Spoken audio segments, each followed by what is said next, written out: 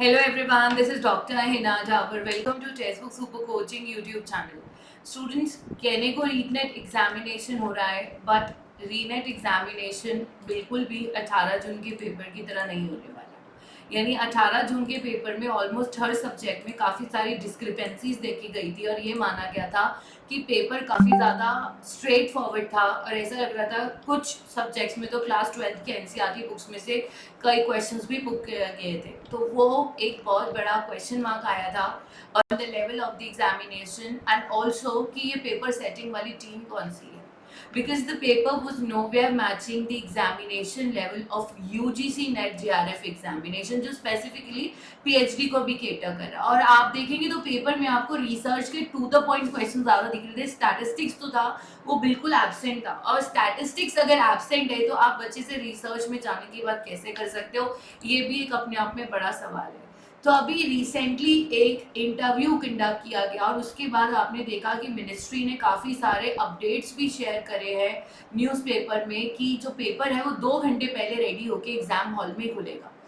इसी बारे में डॉक्टर मीनू वाजपेयी जो कि वाइस चेयरमैन है नेशनल एग्जामिनेशन काउंसिल की, उन्होंने काफ़ी डिटेल में इंटरव्यू दिया और ये बताया कि होम मिनिस्ट्री के अंडर ही वहीं पर इस क्वेश्चन पेपर को क्लोजली पूरे एग्जामिनेशन को मॉनिटर भी किया जाएगा।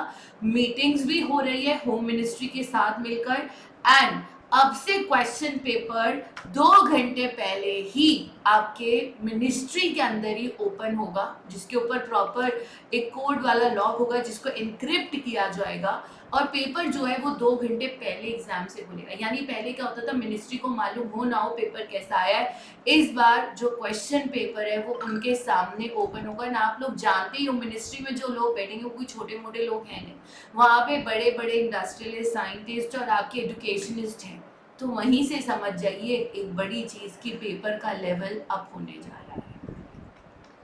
मैंने आपको कहा है कि री नेट जरूर हो रहा है बट एग्जाम का लेवल अप हो रहा है।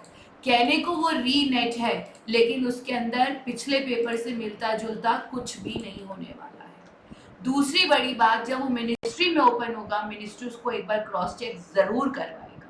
क्वेश्चंस कोड बेस्ड होंगे, कोड बेस्ड क्वेश्चंस होंगे। टीसीएस कंपनी जो है वो पूरा टेक केयर करेगी इस पूरे के पूरे पोर्टल को।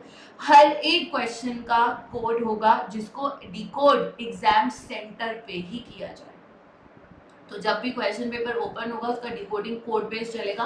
तो पहली बात, सिक्योरिटी जेड प्रूफ है आपकी, बहुत ही हाई सिक्योरिटी है।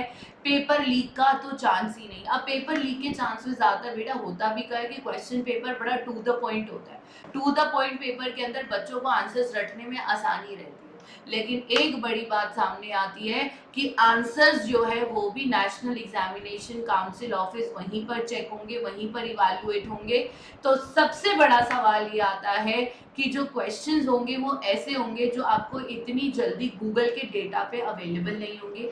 क्वेश्चंस जो हैं वो आपके टू द पॉइंट क्वेश्चंस नहीं होंगे, स्ट्रेट फॉरवर्ड जिसके अंदर येस नो या फिर आपको किसी थिंकर का नाम बताना है या ये बुक किसने लिखी है, माइल किसने लिखी है, who is the father of this philosophy, इस तरह के क्वेश्चंस नहीं आएंगे जिनको बच्चा कॉपी पेस्ट भी इजी कर लेता था और इजीली क्रैक हो जाते थे।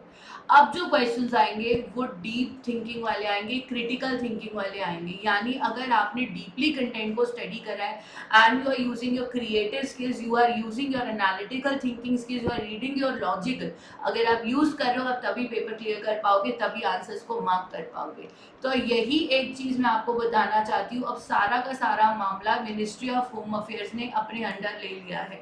अब अगर आप लोग कोई भी गलती करोगे तो उसके अंदर कोई सॉरी शब्द भी काम नहीं आएगा आपको अपने लिए। गलती इन द सेंस कि अगर आप पेपर को बहुत लाइटली लेने की बात करते हो तो प्लीज़ मेक श्योर पूरा का पूरा मिनिस्ट्री, आपके एजुकेशनिस्ट, मिनिस्ट्री ऑफ एजुकेशन भी इसके साथ आ चुका है।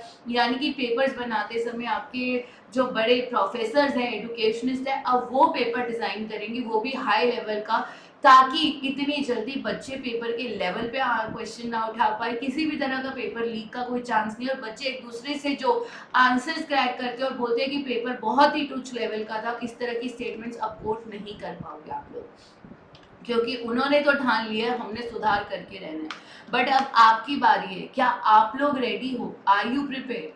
आप जैसे सोच भी नहीं रहे हो, 18 जून को आपका पेपर हुआ था, आने वाले एक वीक में आपको एक महीना हो जाएगा एग्जाम दिए हुए, यानी 30 डेज तो आप लोगों ने ऑलरेडी वेस्ट कर दिए ये सोच के कि एग्जाम अभी होना है।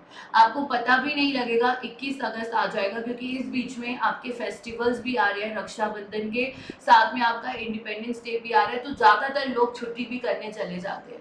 तो क्या आप लोग सही मायने में तैयार हो इस बार के चैलेंजिंग एग्जाम के लिए? इस समय सबकी आंखें जो है ना वो इस रीनेट की तरफ है, 2.0 की तरफ, क्योंकि हर कोई देखना चाहता है सरकार ने आफ्टर ऑल क्या सुधार किया। सरकार अपनी तरफ से अब कोई कमी नहीं छोड़ेगी। क्वेश्चन पेपर आपको ऐसा ही मिलेगा जिसको देखकर आप कहोगे यार इन्होंने तो लेवल तक भी रेज अप कर दिया। अब आप एक बार फिर से सवाल कर लीजिए अपने आप से, क्या आप तैयार हो? एक दिन भी अगर आप अपनी स्टडी को डिले कर रहे हो, आप लॉस कर रहे हो, क्योंकि इस इंडिया में से बहुत से बच्चे हैं जो दिन रात पढ़ रहे हैं, क्योंकि उनके लिए ये दूसरा मौका है। पहले मौका उनका निकल गया पेपर लीक की वजह से, लेकिन अब नहीं वो जाने देंगे। और अगर आपने कोर्स नहीं ज्वाइन किया है तो आज ही @Dr. Hina पर मुझे मैसेज कर दीजिए फॉर द लोएस्ट प्राइस, या फिर आप हिनाडी कूपन कोड यूज करके 25% डिस्काउंट भी ले सकते हो, बट एक दिन की देरी आपको नुकसान करा देगी। थैंक यू बेटा, and God bless you, and please start study.